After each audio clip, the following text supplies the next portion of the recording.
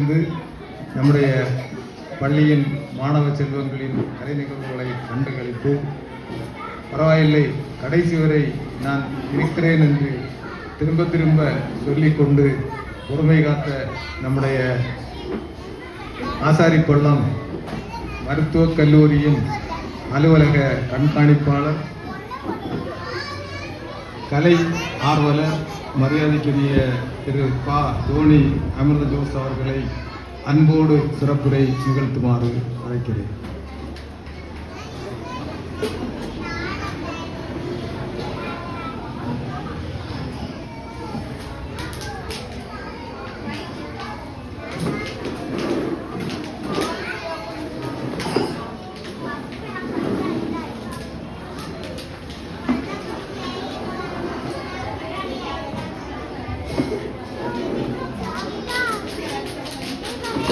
அனைவருக்கும் பள்ளி ஆண்டு விழா நல் வாழ்த்துக்களை உங்கள் பாதங்களில் சமர்ப்பிக்கின்றேன். குறிஞ்சியிலே வாழை குமரியாய் உதித்தவளே, முல்லையை மணந்து மோகனமாய் சிரித்தவளே, நெய்தலிலே நெடுப்புகளே நெய்தவளே, எம்மொழிக்கு மூத்தவளே, 30 ஒலிகளுக்குள் முழு உலகை அளந்தவளே, இமயத்தில் கொடியேற்றிய இருமாந்திருப்பலி, வல்லினமும் மெல்லினமும் வளமான இடையினமும் நல்லினம் நடக்க செய்த தாயே, தமிழே, தலைநாள் அமுதே, பேசுவதற்கு கொஞ்சம் எண்ணம் கொடு, வான வில்லில் இருந்து கொஞ்சம் வண்ணம் கொடு, களியக்காவிளை அரசு முஸ்லிம் தொடக்க பள்ளியின் 120வது ஆண்டு விழாவை வாழ்த்த கொஞ்சம் வார்த்தையை தா என்று இறையிடம் கேட்டு, இது இஞ்சி மஞ்சள் விடயம் நாடு, இருவாச்சி மலரும் நாடு, கோடை மலை பொடியும் நாடு, குளிர்ந்த தென்றல் வீசும் நாடு, காலை இளங்கதிரே கடலின் பெருமுழுக்கோ, வாளை குமரியவள் வண்ண திருவுருவோ, வாயிலின் சுவை கடலோ, பொருகுவது பால் கடலோ என்று சொல்லு. கன்னி தமிழுக்கு கலைகோயில் கட்டி வைத்து, கலைமகள் நெஞ்சில் காவியம் என்னும் பொட்டு வைத்து, இலக்கிய சுவையில் எவரையும் மீட்டெடுத்து, கலையூண்டி வைத்தாலும் கருத்தூண்டி வைத்தாலும் விதையூண்டி விரிசித்தில் வைத்த நாதா, உன்னை என் நாவால் போற்றுகின்றேன்.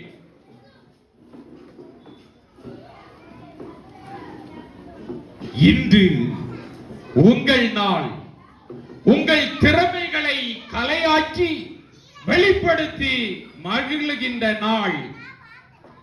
இந்த அருமையான நிகழ்வின் இந்த மேடையை மெருகூட்டிக் கொண்டிருக்கின்ற ஆளுமைகளுக்கும், பாசமிகு குழந்தைகளுக்கும், பெற்றோர்களுக்கும் என்னுடைய நெஞ்சார்ந்த வணக்கத்தை தெரிவித்துக் கொள்கின்றேன். ஆசிரியர்கள், மாணவ மாணவியர்கள், இதர பணியாளர்கள் மிகவும் மகிழ்கின்ற நாள் இன்று. பெற்றோர்கள் தன்னுடைய குழந்தை இந்த மேடையை மெருகூட்ட மாட்டாரா என காத்திருந்து கலைகளை வெளிப்படுத்துகின்ற போது உள்ளுக்குள் மகிழ்கின்ற நாள் இன்று. இந்த நேரத்தில் என்னுடைய சிறு வாழ்த்து உங்களுக்காக. எல்லாரும் அமைதியா இருக்கீங்க, சும்மா ஜாலியா இருக்கலாமே இல்லையா? அப்படிதானே? சரி, கதை எல்லாருக்கும் பிடிக்கும்ல? பிடிக்குமா? சத்தமா சொல்லுங்க. இன்னைக்கு உங்க டே தானே இல்லீங்களா? ரொம்ப நேரம் எல்லாம் எடுத்துக்கிட மாட்டேன், பயப்பட வேணாம். ஒரு பிரபலமான ஒரு நாடு, இந்த நாட்டில் புகழ்பெற்ற ஒரு மருத்துவர் வாழ்ந்து கொண்டிருக்கின்றார். அவருடைய பெயர்தான் முகமது அசார். வியந்து போகின்ற அளவிற்கு மற்ற நாடுகள் எல்லாம் இந்த மருத்துவரனுடைய சேவையை பாராட்டி வருகின்றது. எத்தனையோ குழந்தைகளை காப்பாற்றுகின்றார் இந்த ரியாஸ் அகமது என்கின்ற மருத்துவர். அண்டை நாடுகள் எல்லாம் சேர்ந்து இவருடைய சேவையை பாராட்ட வேண்டும் என்பதற்காக மிக பிரம்மாண்டமான ஒரு பாராட்டு விழாவை வைக்கின்றார்கள். இந்த நேரத்தில் இந்த மருத்துவர் ரியாஸ் அகமது அவர்களும் இந்த பாராட்டிற்கு ஒத்துக்கொள்ளுகின்றார்கள். பல கோடி ரூபாயில் ஒரு பிரம்மாண்டமான பாராட்டு விழா, உலகமே வியக்கின்ற அளவிற்கு இந்த ரியாஸ் அகமது என்கின்ற மருத்துவர் தன்னுடைய நாட்டில் இருந்து பிளைட்ல வர்றாங்க. இறங்கி விட்டு இன்னொரு அந்த பாராட்டு விழா மைதானத்திற்கு செல்ல வேண்டும் என்றால் 4 மணி நேரம் காரில் பயணம் செய்ய வேண்டும். இவருக்கு பாதுகாப்பு என்று சொன்னால் அளவற்ற பாதுகாப்பு இருந்தாலும் தானே அந்த வாகனத்தை ஓட்டிக்கொண்டு விமான நிலையத்தில் இருந்து புறப்படுகின்றார். புறப்படுகின்ற அரை மணி நேரத்தில் மழைனா இப்படி ஒரு மழை. முன்னாடி பார்த்தா எந்த வாகனமும் தெரியாது, நடந்து செல்லவே முடியாது. மிஸ்ட்னு சொல்லுவோம் இல்லீங்களா, பனிமூட்டம் அடர்ந்து காணப்படுகின்றது. இவரால் இந்த வாகனத்தை இயக்க முடியவில்லை. உடனடியாக எங்காவது நிறுத்தி ஓய்வெடுக்க வேண்டும் என ஆசைப்படுகின்றார். அருகாமையில் ஒரு வீடு, அந்த வீட்டிற்குள்ளால் ஓய்வெடுப்பதற்காக அனுமதி கேட்ட போது ஒரு மூதாட்டி வாருங்கள் என அழைத்து தேநீர் கொடுத்து ஸ்நாக்ஸ் சொல்லுவோம் இல்லீங்களா, ஸ்நாக்ஸ் கொடுக்கிறாங்க. அருந்தி கொண்டிருக்கின்றார். இந்த மூதாட்டி சற்று அமருங்கள் என சொல்லிவிட்டு அருகிலே இருக்கின்ற குழந்தையிடம் செல்லுகின்றார். குழந்தையின் பக்கத்தில் பூஜை அறை, வேண்டுதல் வைக்கின்றார், குழந்தையை காப்பாற்றும் கடவுளே என.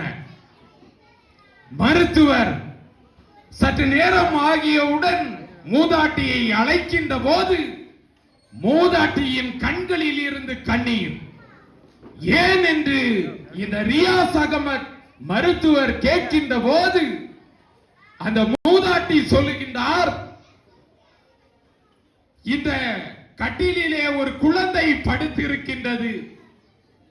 தாய் தந்தையர்களை இறந்து விட்டார்கள் ஒரு விபத்தில். இந்த குழந்தைக்கு ஒரு மிகப்பெரிய நோய். இங்குள்ள மருத்துவர்கள் எல்லாம் கையை விரித்து விட்டார்கள். ஏதோ பக்கத்து நாட்டுல ஒரு ரியாஸ் அகமதுன்னு ஒரு டாக்டர் இருக்காராம், அவரை போய் பார்க்கணுமா, என்கிட்ட காசே இல்லை அப்படின்னு சொல்றாப்ல.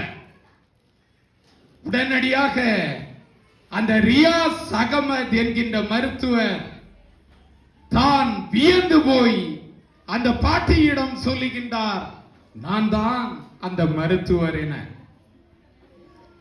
எதற்காக இதை உங்களிடம் பதிவிட்டேன் என்று சொன்னால், நம்பிக்கையோடு இந்த தினசரி என்றாவது என்னுடைய ஒரு பேர குழந்தை உயிரை காப்பாற்ற வேண்டும் என இறைவேண்டல் வைத்தாரோ, அந்த நம்பிக்கை தான் உண்மையிலே இந்த மருத்துவரை கொண்டு சேர்த்தது என்று சொல்லலாம். நீங்களும் மாணவ செல்வங்களும் பெற்றோர்களும் நம்பிக்கையோடு பயணிக்க வேண்டும். உங்களுடைய குழந்தைகள் சாதிப்பார்கள் என்கின்ற நம்பிக்கை உங்களிடம் காணப்பட வேண்டும். ஆனால் இந்த மாணவ செல்வங்கள் நானும் என்றாவது ஒரு நாள் சாதிப்பேன் என்கின்ற ஒரு நம்பிக்கை வேண்டும். உங்களுடைய முன்னாள் தலைமை ஆசிரியர் மிக அழகாக ஒரு மாணவரை சுட்டி காட்டினார்கள். உண்மையிலே அந்த ஆசிரியனுடைய வாயிலிருந்து வந்தது மிக்க மகிழ்ச்சியாக இருந்தது. ஏனென்று சொன்னால் சாதனையாளர்களை நாம் பாராட்ட வேண்டும். அவர்கள் ஒரு தாயாக, ஒரு தலைமை ஆசிரியையாக பாராட்டி உள்ளார்கள் என்று சொன்னால் உண்மையிலே அவர்களை எல்லாம் என்ன சொல்வது என்றே தெரியவில்லை. உங்களுடைய நிகழ்வுகளை எல்லாம் நான் பார்த்தேன். சரியாக நான் ஒரு 2 மணி நேரத்தில் வீட்டிற்கு சென்று விடலாம் என கூறிய போது இந்த மழலைகள் மகிழ்ந்ததை பார்த்து உங்களிடம் 5 மணி நேரம் அமர்ந்திருக்கலாம் என முடிவு செய்தேன். அதனால்தான் இறுதி வரை இருந்துவிட்டு கடைசியில் நான் பேசுகின்றேன் என அவர்களிடம் கூறினேன். எல்லாரும் அமைதியா இருக்கீங்க, ரொம்ப சத்தமா பேசுறோம், நீங்க தூங்கிட கூடாதுல்ல. அதனாலதான் சார் சொன்னாங்க, சார் முடிஞ்ச அளவு எஃபெக்ட போடுங்க அப்படின்னாங்க. சரிங்களா? சத்தத்தை குறைக்கணுமா? தூங்கிக்கிறீங்க. இன்னும் ஒரு கதை சொல்லட்டுமா? விட்டா போதுங்கிறீங்களா? என்ன அவ்வளவு போர் அடிக்குதா? ஒரு நாள் தானே, ஹாப்பியா இருக்கலாம்ல. இப்ப உள்ள ட்ரெண்டிங் சாங் என்ன சொல்லுங்களேன், சொல்லுங்க. ஐயோ, சரி. ஒரு அரசரவையை ஒரு அரசன் ஆண்டு கொண்டிருக்கின்றான். அந்த அரசரவையை அந்த ஊரிலே ஒரு முனிவர் மலையடி வாரத்தில் வாழ்ந்து கொண்டிருக்கின்றார்.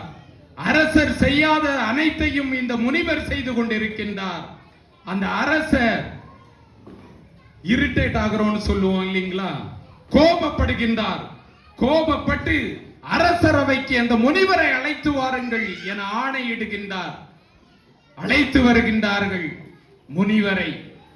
ஏனென்று சொன்னால் அரசர் தான் அரசை ஆள வேண்டும் என சட்டம். இந்த முனிவர் அதை தாண்டி எல்லாவற்றையும் செய்து கொண்டிருக்கின்றார். முனிவரை அழைத்து வந்தார்கள். அரசர் கேட்கின்றார், என்னை விட நீங்கள் பெரியவரா என்று கேட்கின்றார். முனிவர் சொல்லுகின்றார், இல்லை, நீங்கள் அரசர், நான் முனிவர் அப்படின்னு சொல்றாப்ல. உடனடியாக முனிவரிடம் அரசர் கேட்கின்றார், உங்களுக்கு என்ன வேண்டும் என கேட்கின்றார். இவர் சொல்லுகின்றார், நீங்கள் மக்களை மட்டும் நன்றாக பார்த்து கொண்டிருந்தால் போதும், எனக்கு ஒன்றுமே தேவையில்லை.